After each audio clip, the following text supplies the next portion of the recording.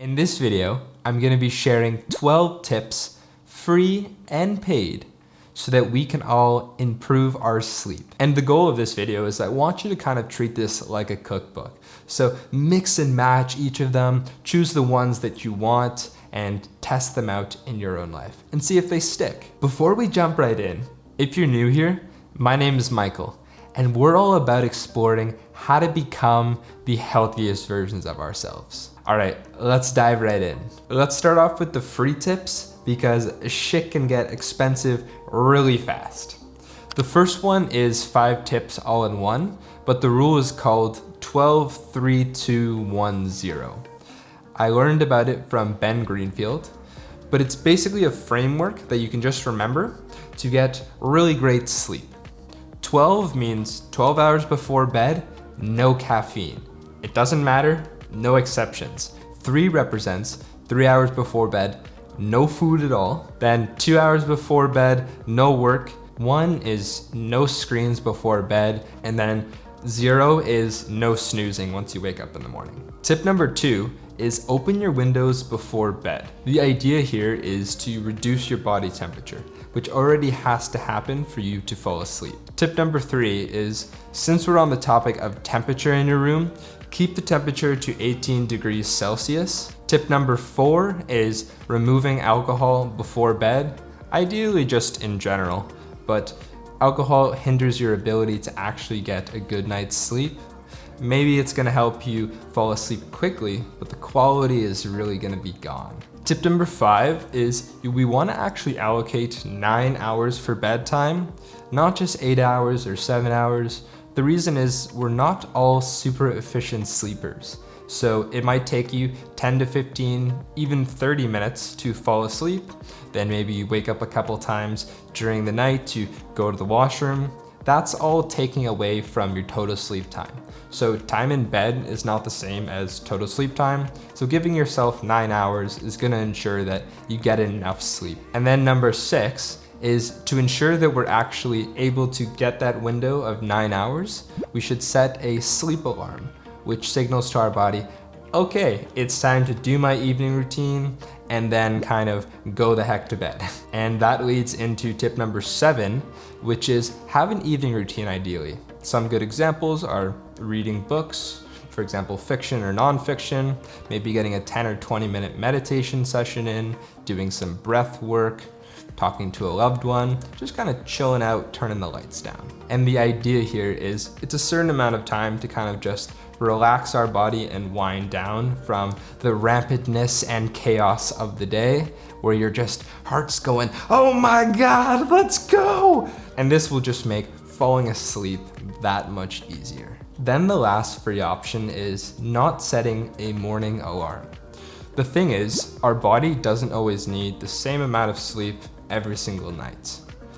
If we don't set a morning alarm, then if our body needs 7 hours, 8 hours, 8.5, because we had a really tough day, we actually have that ability. Like, your body might not be ready to wake up yet if you set an alarm at 7 a.m. every single day.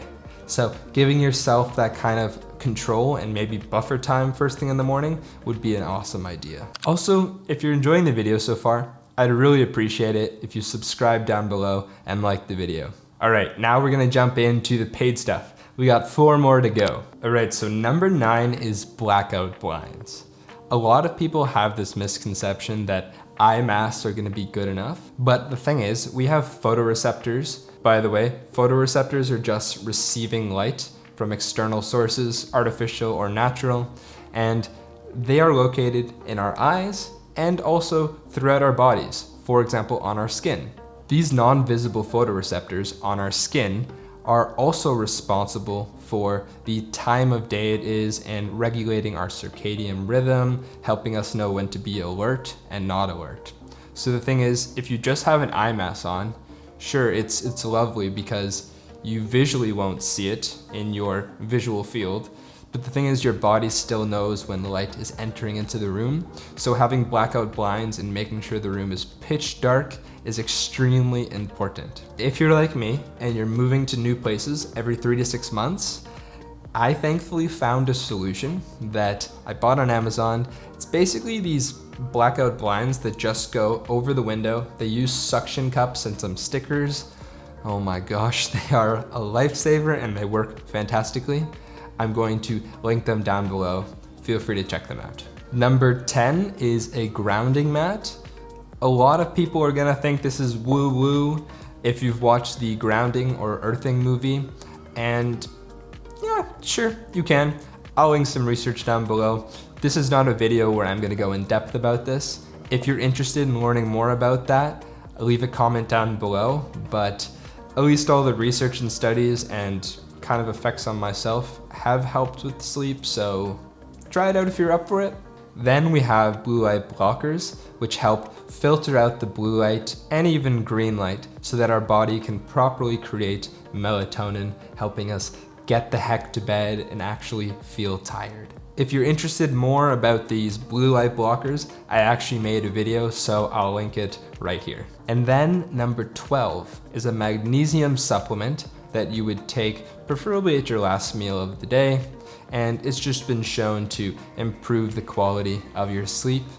It has worked wonders for myself. By the way, these 12 tips are all things that I'm using in my own life to help me optimize my own sleep, and I track everything with the Oura Ring. It is the freaking best. Like, I'm not even joking. Gosh, I love it so much. All right, that's it. I hope it was helpful. If you're interested in more content like this, check out this video about the Oura Ring, a sleep tracker that helps me manage all this. Or check out this video about blue light blockers that help release melatonin in your body. All right, I'll see you guys later. Bye-bye.